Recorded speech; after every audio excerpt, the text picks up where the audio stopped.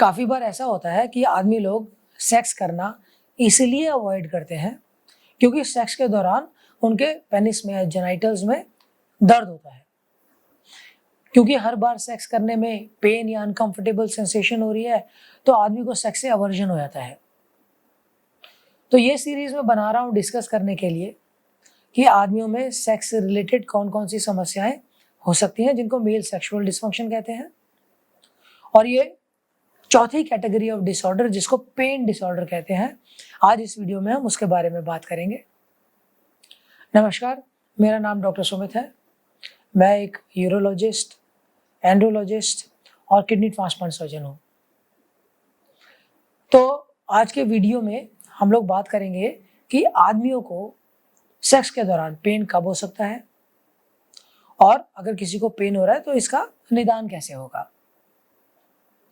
Sex के दौरान pen के 4 मुख्य कारण हो सकते हैं।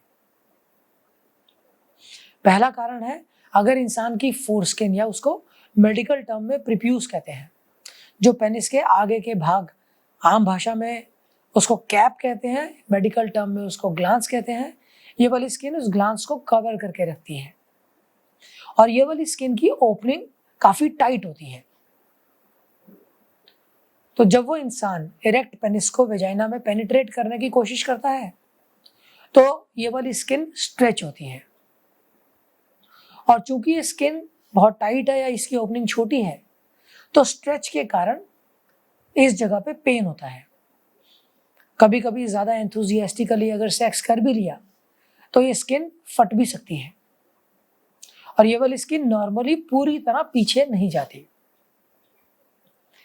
अगर किसी इंसान को ऐसी कोई समस्या है जिसमें फोरस्किन की ओपनिंग छोटी है तो एक छोटा सा ऑपरेशन जिसको डॉर्सल स्लिट कहते हैं, ये वाले ऑपरेशन करने से हम पेनिस के टिप की ओपनिंग को बड़ा कर देते हैं और वो इंसान कंफर्टेबली सेक्स कर सकता है। सेक्स के दौरान पेन का दूसरा कारण होता है टाइट फ्रेनलम। कुछ आदमियों में ऐसा होता है कि अगर आप अपनी फोरस्किन को पीछे करके देखोगे तो एक छोटा सा स्किन टैग होता है जो फोरस्किन को पेनिस के साथ जोड़ के रखता है। ये वाले स्किन टैग को हम फ्रेनलम कहते हैं। कुछ आदमियों में ये फ्रेनलम शॉर्ट होता है या छोटा होता है। तो जब भी वो इंसान इरेक्ट पेनिस को पेनिट्रेट करेगा तो ये फ्रेनलम पर बहुत ज्यादा स्ट्रेच आएगा। ये वाला स्ट्रेच आने के कारण इंसान को पेन महसूस होता है, और अगर थोड़े बहुत पेन के बावजूद सेक्स कर लिया कई बार ये फ्रेनलम या ये स्किन टैग फट भी जाता है, जिसको फ्रेनलर टीयर कहते हैं, और इसके कारण बहुत ज्यादा ब्लीडिंग भी हो सकती है।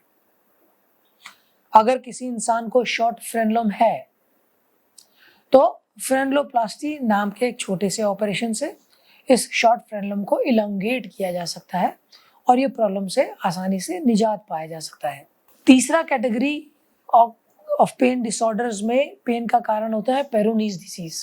कुछ लोगों को जब भी पेनिस इरेक्ट होता है, चाहे वो सेक्स करना चाह रहे हो या नहीं करना चाह रहे हो, इरेक्ट पेनिस में पेन होता है, और इस पेन के साथ साथ पेनिस के सरफेस पे एक सख्त सी गांठ, पत्थर जैसी गांठ बन जाती है। साथ ही साथ ये पेनिस टेढ़ा भी हो सकता है। ये जब भी पेनिस इरेक्ट होगा वो या तो राइट को, लेफ्ट को या ऊपर को, नीचे को एबनॉर्मली बेंड हो जाएगा। साथ में पहले के मुकाबले इरेक्ट पेनिस की लेंथ भी छोटी हो जाएगी। अगर किसी इंसान को ऐसा हो रहा है तो ये पेरोनीज डिजीज के कारण होता है, जिसमें पेनिस की स्किन के नीचे कैल्शियम जमा हो जाता है और पेनिस के सरफेस से ये एक हार्ड पत्थर के जैसे गांठ बना देता है। जब भी पेनिस हार्ड या इरेक्ट होता है तो ये दर्द करता है। पेरोनीज डिजीज का इलाज दवाई, इंजेक्शन, और अगर ज्यादा सीवियर कंडीशन है तो ऑपरेशन के माध्यम से किया जा सकता है। चौथा पेन का कारण होता है प्रोस्टेट ग्रंथि का इन्फेक्शन। प्रोस्टेट ग्रंथि आदमी के यूरिनरी ट्रैक्ट से इंटीमेटली रिलेटेड एक ग्रंथि है जो सीमेन का कुछ पार्ट निकालती है। अगर इसमें इन्फेक्शन हो जाए तो आदमी को इजैकुलेशन के दौरान या यूरिन पैसेज के दौरान नीचे बॉल्स में या लेटरिन के रास्ते के आसपास दर्द महसूस होता है, और इस दर्द के कारण, क्योंकि हर बार इजैकुलेशन में पेन हो रहा है, इंसान सेक्स करना ही अवॉइड करता है।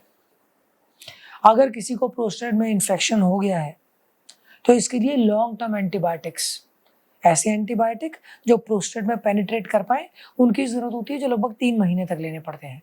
तो ये कुछ कारण है सेक्स के दौरान पेन के। अगर किसी को सेक्स के दौरान पेन हो रहा है तो सेक्स एक अनकंफर्टेबल एक्सपीरियंस बन जाता है, जिसके कारण इंसान सेक्स करना ही अवॉइड करता है। ये हस्बैंड वाइफ के रिलेशनशिप को भी अफेक्ट कर सकती है।